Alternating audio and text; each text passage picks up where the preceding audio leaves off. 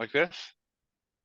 Yeah, Okay, looks cool. good. Hey guys, this is Moshe Frank with Boba to Drink and Kim Lodgson. Did I pronounce it right? Plus logs in, it's all good. Lots of consonants in Lodgson, I'm there. sorry. We met at Coffee Fest, I'm going to say in the past 2 years, right? Yeah, we had a really good time standing in the Oatly line waiting for coffee. You were standing behind me and we just started chatting. And you had a couple of cans of your grape seltzer, and we were talking about craft beverages. And you were like, "You need to try this." And I did. That was March. So, yeah. And now look, you've launched your product. You've got four different flavors. You're out on Amazon. It's fantastic. Cool. Kim, what is someone who wants to start a coffee shop, how much money do you think they need? What would you advise startup capital? Startup capital to launch a successful coffee shop, $250,000. Do you encourage franchise or non-franchise? Good question. Um, Depends on your vibe. My experience is not franchise because most individuals who want to get into the coffee get into it because of their passion for roasting their own coffee or presenting their own experience to their community. And you don't necessarily get that if you're franchising location. At what point do you tell people or they should call quits on their coffee shop? I mean, how long will it take to break even, make a profit? What do you usually project or see in the market? 1,000 day rule. So you got if so usually your first 12 months in business, you're recouping your costs, your investment, you're paying yourself back on the investment that you put in this $250,000. In year two, you're turning a profit, you're paying yourself, you've paid down your debt significantly, and then into year three. So now we're entering into our 700 days of being in business. You should be profitable by that point, and if you're not profitable by that point, that 1,000 day milestone, you need to be profitable. Otherwise, it's going to be really tough to turn the corner. And you making money is it on the drinks or the food or mix or where should your core business be? On the drinks, mostly food costs usually depends on what type of coffee shop you have, but most coffee shop owners are, if you go in, you have specialty drinks, you have your espresso, you have your cold brew, and then you may contract with a bit outside bakery, or you may be baking in-house, but the margins on those baked goods are much less than the margins you're generating off of your beverages. Staffing, what do you recommend? Recommending you starting with at least Like two to have, go ahead. like how many staff? Could you start yourself? I mean, what do you Mm-hmm. or You can, and how does it go yeah. per orders per checkouts? Like what's the ratios? Ratios in terms of volume, like transactions per Yeah, hour. transactions versus employee count. Right, exactly. So you would normally look at opening with, having two people at open, right, to get all the equipment up and running. And then you can operate with one barista if you are having, I would say, on average, 20 transactions per hour. Um, that's like a good momentum, right? If you think about turning over an espresso shot every 3 minutes, so that would be like executing on an order every 3 minutes. But once you get your wait times to like five minutes, then you want to add like a second barista, get the flow going, and that's where it's like beneficial when you're a coffee shop and you have cold brew or you have other beverages that you don't necessarily need to use the espresso machine to pull shots. So you can offer like a multiple different types of beverages for your client base. Got you. Um, Rent. What do you recommend rent versus Ooh. what should you expect to pay per square foot? Oh And how yeah, does that play that's into your overall expenses? Yeah. So rent overall, I And would say about seating versus no seating and just pick up. mm, So I've seen Starbucks now go to a pickup only model. Like, what do you say about right. that? Pickup only model, that's your vibe, right? Like if that's, I would say that the challenge with that, if pickup only, you're not really forming a true community at your coffee shop. Part of having the coffee shop is to generate community and collaboration and give your guests an opportunity to sit down and visit with one another. So I propose having some amount of seating available to your guests, because that's going to create community and dialogue between you and your guests, guests with each other, guests with each other while they're standing in line. And that's really developing the community of your shop and going to bring people back day in and day out. Has the coffee slash bar at night concept taken off? Does it work? Does it not work? What's your view on the matter? Hmm. Um, that's a tough one. So I've seen a few do it. I would say about 20% of the coffee shops that I run into offer that scenario where they start, 7 to 9 p.m., sort of 7 a.m. to 9 p.m. Time frame. But it's tough. Your clientele is very different. Your morning clientele, your morning guests aren't necessarily the same as your evening guests. And if you're going to keep that range of hours, you need to be crowded the whole time, right? What I've seen is when a coffee shop stays open later and they offer this range of beverages where they're having, morning coffees and evening beers and wines and some other fare in the evenings, their hours during the day are busier. They have busier times from like 3 to 5 versus like a coffee shop that closes for their busier time probably stops around 2 p.m. Unlimited coffee model, does that work? What kind of model? The subscription, like unlimited coffee model. Unlimited coffee. What do you mean by unlimited coffee? Like I know I sometimes in just the keep past, up. I'm just throwing out. I think I've Oh, seen it. oh, You like, pay like yeah, a you pay like thousand a ten month, you get dollars a unlimited, whatever it is. Let's say 500 a month, you get unlimited coffee. unlimited coffee for a coffee shop or for like Yeah. me as a person going in and buying the coffee. No, going I to haven't buy, seen like, that. never seen Yeah. that. So I've Okay. seen, yeah, so I've seen What some about places afternoon do it promos? Like, if you come in the afternoon, it's cheaper or huge. something like that. Yeah, huge. Yeah. And because anytime you've got a barista standing around and you can get somebody to come in from 1 to 4 p.m., that's great because you're open anyway, right? You're open, you're paying your hourly wages, you're paying to keep the lights on. If you can get somebody in during those hours, offering promos, offering specialty, even events. There's like catering events, have meetings, like invite different businesses into your cafe in those slow hours, or even when you're closed, offer a business to come in, a book club to come in during that evening time frame when you're not having anybody there. Have them charge a room rate, right, to utilize your space. That's just another way to generate revenue at the coffee shop when it's closed, right?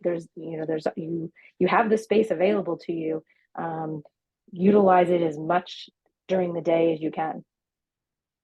What are your recommended hours for a coffee shop? Could you get away with Whew. 7 to 2? I mean, where's the peak? Where's the chunk of the business in the coffee? Is morning, early afternoon, lunch? Morning, I would say 7 to 12 is what I see as like the biggest, and it ranges, right? It depends on where you are. Um, Sometimes it's 7 to 9 because you've got all the commuters. Other times it's 9 to 11 because what you have are people who are like, okay, now I'm going to sit down and I'm going to go to the coffee shop and I'm going to have a meeting and I'm going to collaborate with my business partner to generate a new idea. Or I'm going to go I've gone to the gym and now I'm going to go get my coffee from 9 to 11. And then usually by like 11, 12 o'clock, depending on what your meal offerings are, people will start to go to lunch around 12 o'clock. And then you might pick up a little bit of the after lunch crowd from like 1 to 2:30. People who like had a heavy lunch and now I need my caffeine pick me up. So I'm coming in for a cortado or an espresso shot or a small drip coffee in the afternoon. Gotcha. So you're saying you could, based on that, it drops. Most of the business drops off at 3. Yeah, for coffee. Yeah. So if you 7 to 3 is an option.